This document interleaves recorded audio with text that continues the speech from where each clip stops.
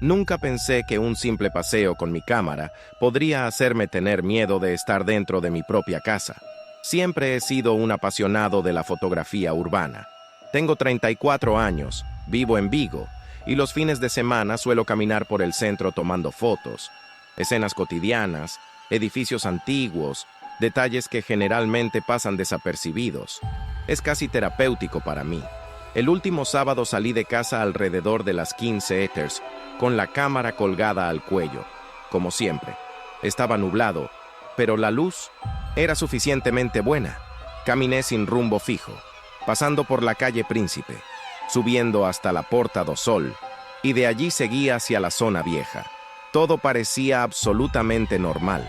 Tomé varias fotos ese día, más de lo habitual. A veces hago eso cuando tengo la cabeza llena.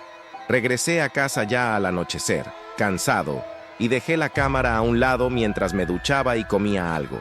Luego, encendí el portátil y comencé a transferir los archivos. Y fue ahí cuando las cosas empezaron a salirse de lo normal.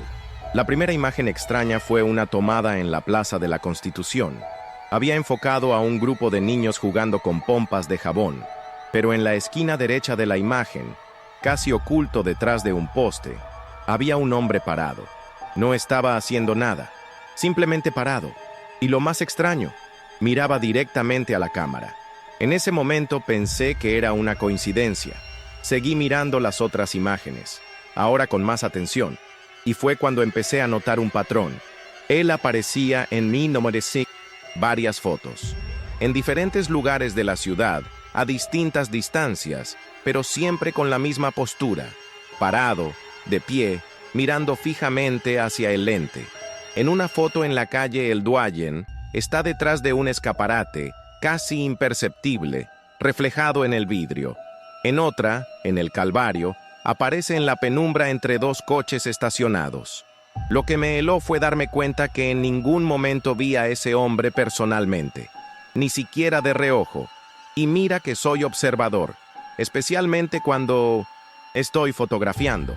En la imagen que tomé cerca del antiguo Teatro García Barbón, él está mucho más cerca.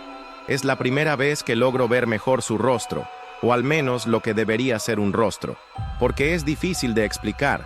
Tiene forma humana, pero los rasgos parecen borrados, como si alguien hubiera intentado difuminar su identidad. Y aún sin nitidez, hay algo en la expresión que incomoda profundamente. Tal vez por no haber expresión alguna. Es como mirar algo que debería estar vivo, pero no lo está. Algo que finge ser humano, pero no siente nada. Y aún así, te observa. Intenté racionalizar.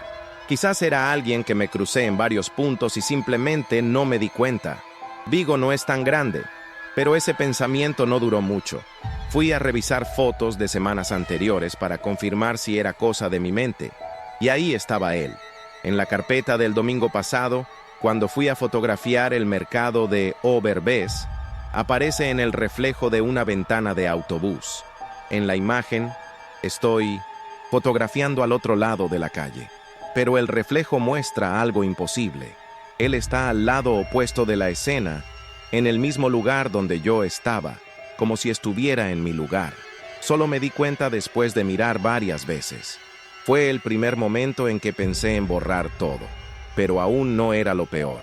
Decidí revisar una secuencia de fotos que tomé cerca de casa solo para asegurarme de que era paranoia. Y en una de las últimas imágenes, tomada desde el balcón de mi apartamento, aparece parado al otro lado de la calle. Eso ya era de noche. La calle estaba vacía, pero él estaba ahí, parado bajo un poste de luz mirando hacia arriba. El ángulo de la cabeza indicaba que estaba mirando directamente hacia mi edificio, y por la posición, directamente hacia mi balcón. Temblé. Nunca había sentido ese tipo de miedo antes. Un miedo que no viene de afuera, sino de adentro. Como si tu cuerpo supiera antes que tú que algo está muy, muy mal. Cerré todo. Apagué el portátil. Cerré las puertas. Bajé la cortina. Me quedé en la oscuridad, con la luz del pasillo apagada, tratando de convencerme de que era algún fallo en las imágenes, algún error de la cámara, o un rostro repetido por coincidencia. Pero sabía que no era eso. Sentí su presencia incluso con todo cerrado. Había algo ahí. La sensación era clara. Alguien me estaba mirando. Y aún así, traté de dormir. La peor idea de la noche. Me desperté con una notificación en el celular. Eran casi las 3 de la mañana. Pantalla. Encendida. Movimiento detectado.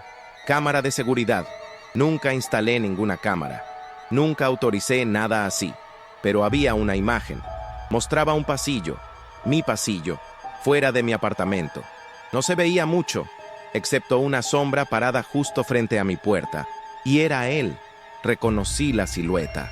Esa presencia. El rostro no aparecía claramente, como si la propia imagen se negara a registrarlo.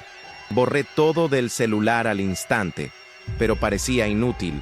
Era como si él supiera que yo estaba viendo, como si quisiera que yo viera. Después de eso no pude quedarme solo.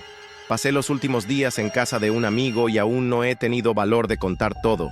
Solo dije que necesité salir por unos días. Ya no puedo ni tocar la cámara, ni pasar frente al edificio donde vivo. He evitado hasta espejos y reflejos en escaparates. Lo peor es que, en el fondo, sé que no ha terminado. Desde esa noche, he tenido la sensación, casi certeza, de que él entró, y ahora ya no necesita ser fotografiado para encontrarme.